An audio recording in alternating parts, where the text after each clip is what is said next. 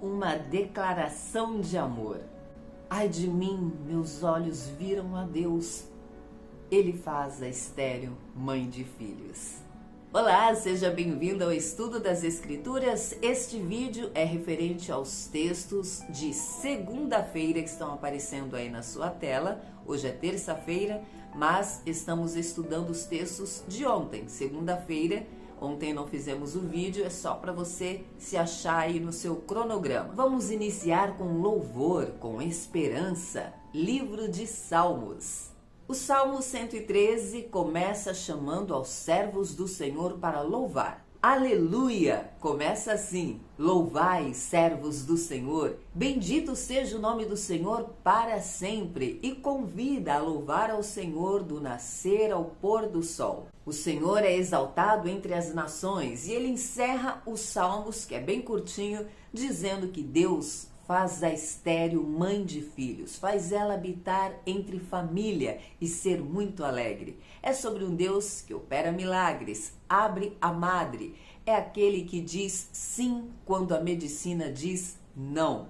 Deus é o Deus Todo-Poderoso e o salmista está lembrando o povo sobre isso. Louve ao seu Deus, louve ao Senhor em todo o tempo, da hora que você acorda até a hora que você vai dormir, porque Ele é digno de louvor. Carta de Paulo aos Efésios. Nós fizemos a introdução da carta de Paulo aos Efésios, contando mais ou menos o que nos espera nesta carta, e começamos hoje analisando, estudando o capítulo 1, que é um capítulo onde Paulo faz uma verdadeira declaração de amor, como já dissemos na introdução do livro, que Paulo tinha um grande amor pela igreja de Efésios. Ele escreveu essa carta enquanto estava preso, numa prisão domiciliar. E assim como os salmos que estudamos hoje, Paulo também começa louvando a Deus.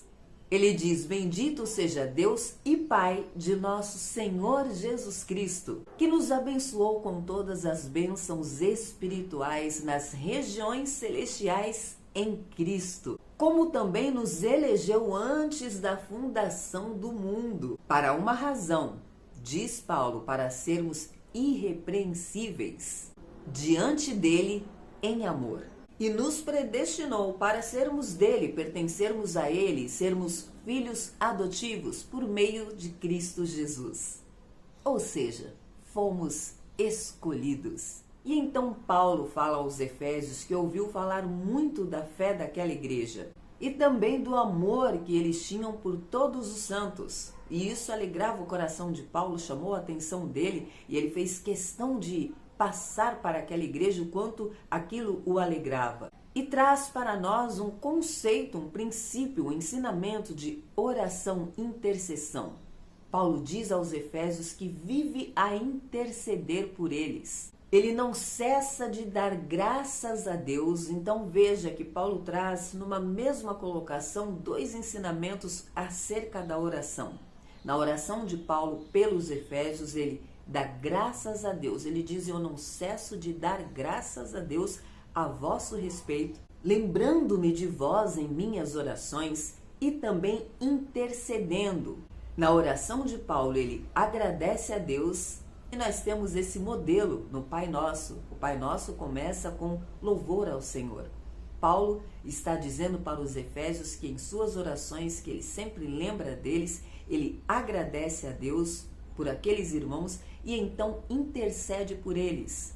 E qual a intercessão que Paulo faz? Ele diz que pede ao Deus Pai de nosso Senhor Jesus Cristo, o Pai da glória, que dê àquele povo pleno conhecimento de Deus, que dê o espírito de sabedoria e que os olhos deles sejam iluminados para que eles tenham pleno conhecimento da vocação, do chamado deles, da esperança do chamado que Deus os fez, que os olhos deles se abram e que aquele povo tenha entendimento e conhecimento do poder de Deus que ressuscitou a Cristo da morte. Ele atuou em Cristo, o ressuscitando dos mortos e fazendo-o sentar à sua direita, muito acima de todos os principados, de todos os governantes, de todas as autoridades. Paulo está falando sobre quem é Jesus, o poder de Jesus, o que foi dado a ele.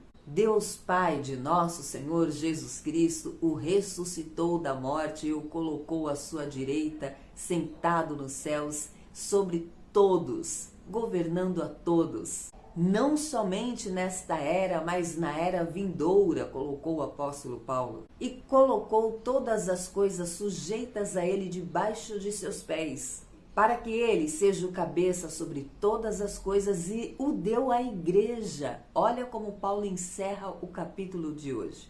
Deus Pai colocou Cristo acima de todos, sujeitou todas as coisas debaixo dos seus pés e o colocou como cabeça e o deu à igreja, que é o seu corpo, a plenitude daquele que preenche tudo em todas as coisas. É isso que foi dado à igreja, um cabeça. A igreja é o corpo, Cristo o cabeça deste corpo e a plenitude que preenche tudo e todas as coisas.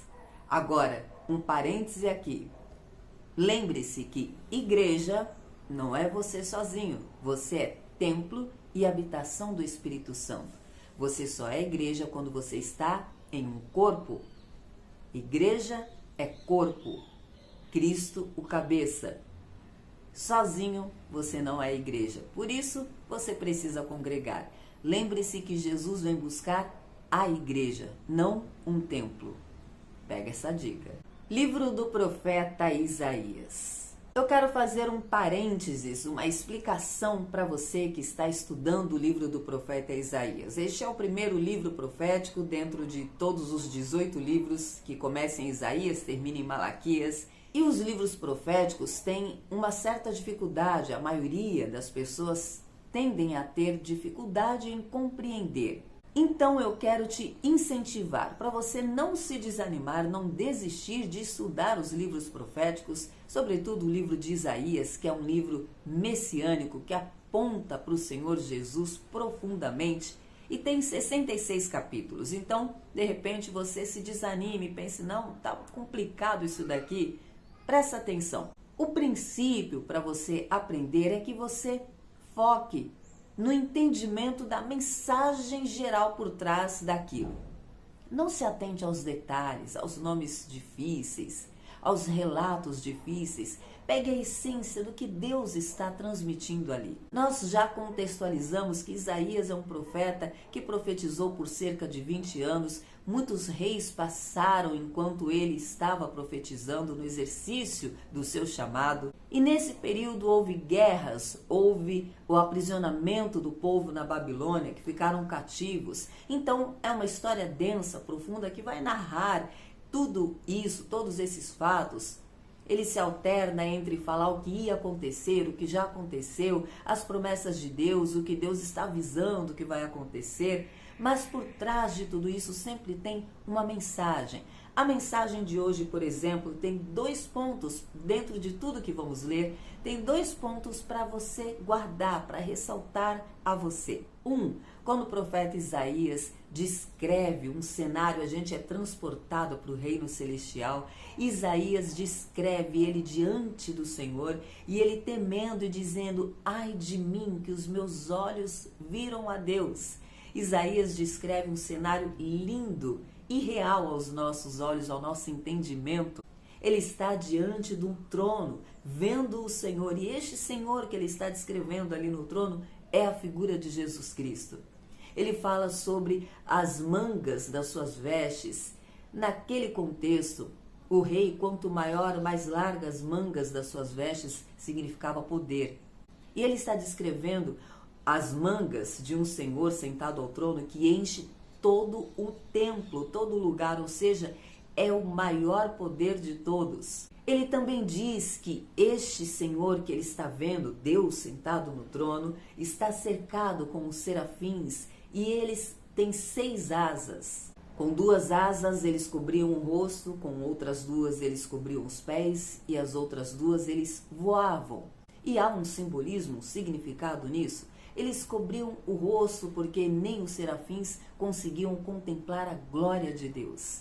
Eles cobriam os pés em reverência, em prostração ao Senhor. E com as outras 2 eles voavam para louvar ao Senhor. E repetiam, Santo, Santo, Santo é o Senhor dos exércitos. Aqui está o significado, a referência à Trindade de Deus. Santo, Santo, Santo. Deus Pai, Deus Filho, Deus Espírito Santo. E também o conceito do louvor eterno. Esses serafins ficam continuamente na presença de Deus, louvando ao Senhor e falando da sua santidade. Isaías tem entendimento, conhecimento de que está diante de um Deus santo. E ele lembra que ele é pecador. Então ele diz, ai de mim, que tenho lábios impuros, que habito no meio de um povo impuro. Meus olhos viram a Deus, eu vou ser consumido. E então um serafim pega uma tenaz e queima os lábios de Isaías. Porque ele disse, os meus lábios são impuros. E então os lábios dele são queimados, purificados.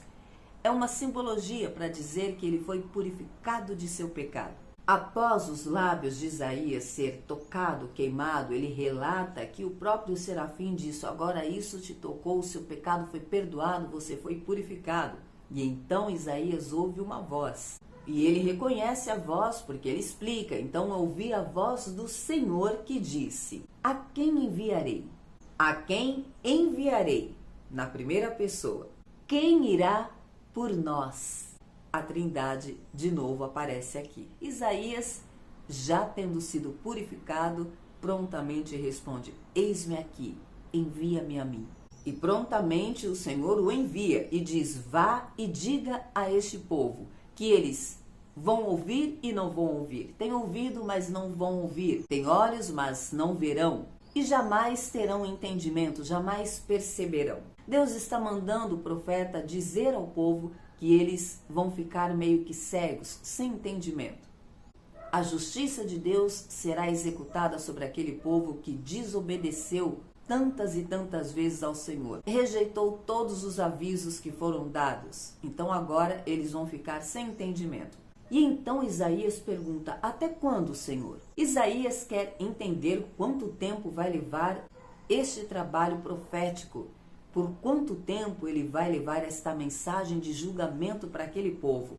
E a resposta de Deus não é muito animadora. É até que todas as cidades sejam assoladas, destruídas e a terra esteja completamente desolada. Deus foi detalhista, usou Isaías para falar sobre o tempo que aquilo duraria. Deus falou sobre o livramento que daria. O povo estava, o rei estava amedrontado sobre uma ameaça que estava sendo colocada sobre eles e Deus mandou Isaías dizer, isso não será assim. Fiquem tranquilos, dentro de 65 anos, Deus deu o prazo, o tempo. Dentro de 65 anos, Efraim será destruída. Havia uma aliança entre reis para destruir aquele povo e o povo estava temendo e Deus mandou a mensagem pelo profeta, não vai ser do jeito que eles estão falando, vai ser do meu jeito, dentro deste tempo. Mas ainda assim o rei Acás não ouviu a voz de Deus, ele preferiu fazer aliança com homens, confiar no homem. Deus manda que Acás peça um sinal, coloque Deus à prova, faça o teste. Mas Acás mostra uma falsa humildade ali e diz que não vai pôr Deus à prova. De qualquer forma, independente do que Acás viesse fazer, a decisão que ele tomasse, o plano de Deus estava estabelecido. Ele fez uma promessa e cumpriria. Deus não muda suas promessas por causa do erro do homem. A palavra de Deus, uma vez dada, é cumprida. Porém, para Acás, faria diferença. Se ele tivesse seguido pelos caminhos que Deus o ordenou, o reinado dele teria sido diferente, as colheitas dele teriam sido diferentes. Mas o que Deus disse que faria com o povo, ele manteve. E aí aparece a primeira profecia sobre o Emanuel. Pois o Senhor mesmo vos dará um sinal, diz Isaías. A virgem ficará grávida e dará à luz a um menino. E ele se chamará Emanuel. E Emanuel quer dizer Deus conosco. Então, neste nome, há duas informações. Uma, que o Senhor é Deus, que esse menino que virá é Deus. E esse Deus está conosco. Isaías estava falando mais uma vez para aquela nação, para o rei Acás, que Deus estava com eles. Mas eles não entenderam e não deram crédito a esta pregação. E o que aprendemos também aqui é que as profecias podem ser cumpridas já, no momento, no mesmo dia às vezes, ou leva anos, séculos para serem cumpridas. O Messias veio, o Emanuel, mas eles não viram. Porém, a profecia foi dita 700 anos antes. Profecias que vêm de fato de Deus se cumprem, ainda que você não viva para ver. Eu espero que isso te incentive a continuar estudando o livro do profeta Isaías e os demais profetas que iremos ler até que concluamos o estudo da Bíblia neste ano ainda, se Deus disser que sim. E para isso, nós estamos aqui para te ajudar a compreender. Que Deus nos ensine. Vamos seguir juntos nesse propósito. Não desista. Eu te espero aqui no próximo vídeo, se Deus disser que sim.